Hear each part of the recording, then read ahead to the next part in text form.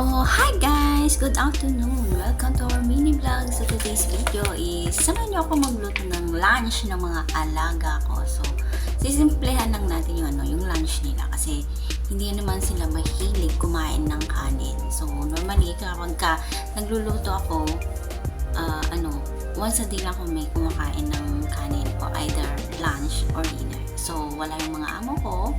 So, yung mga alaga. So, hindi tayo magna-rice today. So, luluto natin is luluto natin sausage at saka omelette na lalagyan natin ng cheese and bacon. So, tara guys, samahan niyo ako. Let's go! So, magbibit tayo ng 2 itlog guys at saka natin hihiwain yung ham. Okay? So, bit natin yung itlog guys, yung 2 itlog. Tapos, lalagyan natin yung hiniwa natin na ham. So, lalagay natin yung ham. Haluin natin.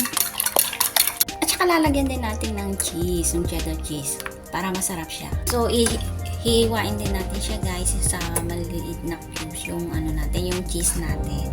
Saka natin siya ihahalo doon sa itlog.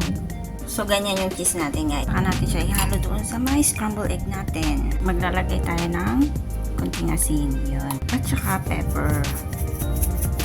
At saka lagyan natin siya ng kunting gatas.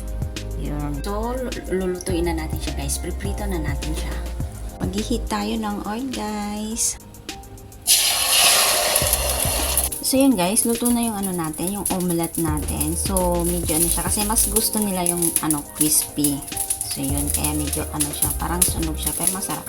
So, ayun guys. Ready na yung lunch nila. So, tara. Kain tayo guys. So, try muna natin kung masarap siya guys.